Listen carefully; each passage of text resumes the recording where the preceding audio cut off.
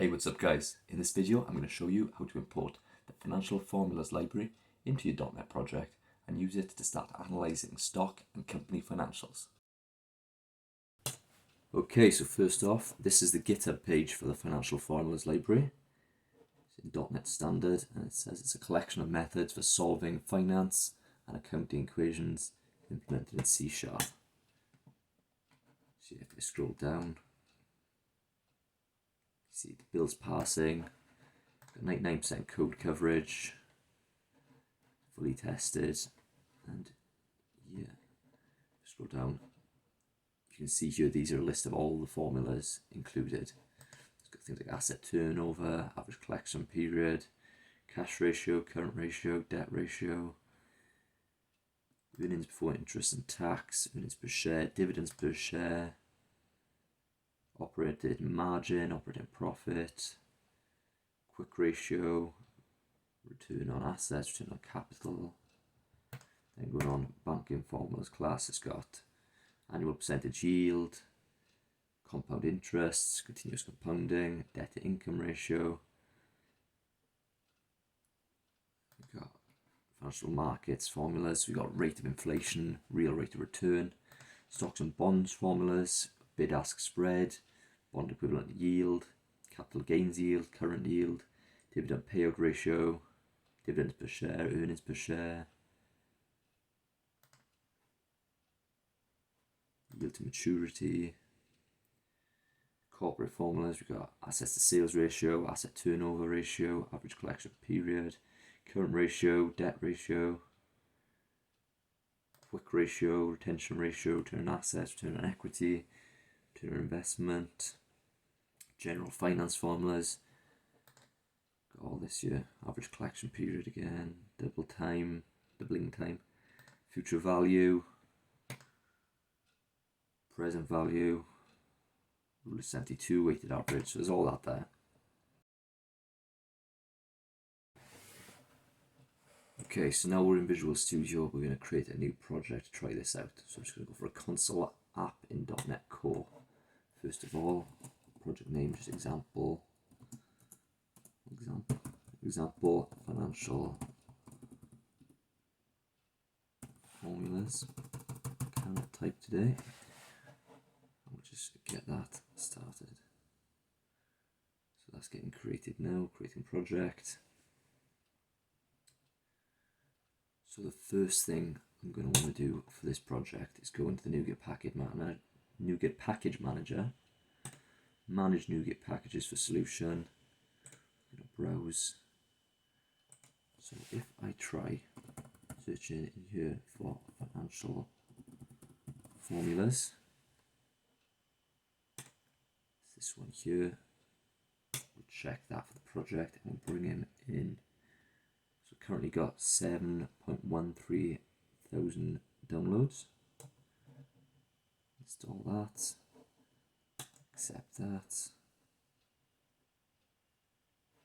And he should be there now. So if we go back into our program class, I'm going to say using srbretl.financialformulas.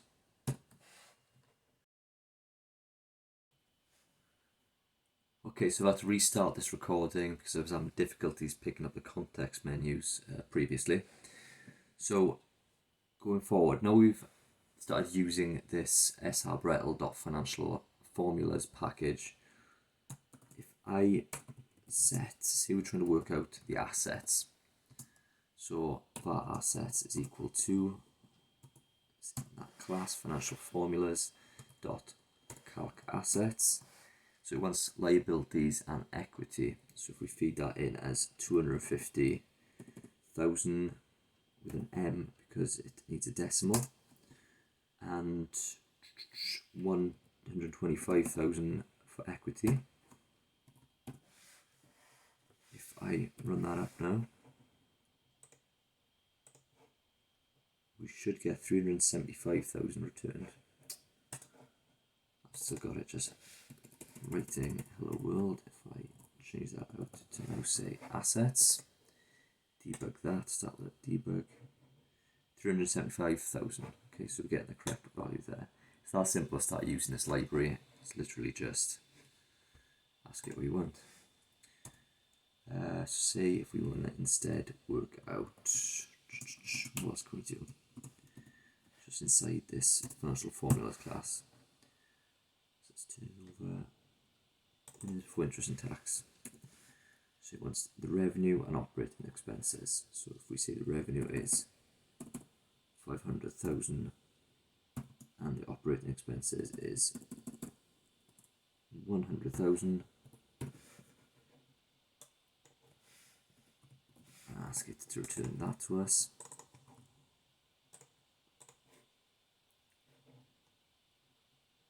We get 400,000, so that's just the 500,000 minus the 100,000. So that's working as well.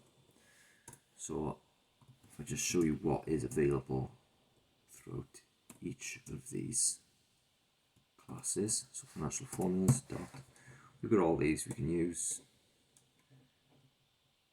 Assets, asset turnover, average collection period, etc. This continues on for all these functions. That's just that one class. So just do this so we can pull up all our classes. So the financial formulas one we've just tried. Go to banking formulas dot. Now we've got all these ones available as well. Annual percentage yield, balloon loan payment, compound interest, all of those. That's banking formulas. Corporate formulas we can use. Calculate assets to sale ratio, asset turnover ratio, etc. for all of those. Financial formulas we've already covered. Financial markets, rate of inflation, real rate of return. General finance formulas, and here we have all of these as well. So there's really loads you can start calculating through this library. 72. And stocks and bonds formulas. So again, all these bid-ask spread, book value per share, all of these. So yeah, this library is a real simple tool that you can use to just import it and start using it straight away to start calculating whatever kind of values you want. You can use it to start analysing your stocks, company information, try and use it to start forming some kind of quantitative analysis to make your predictions. It's just really simple to dive right in. Okay.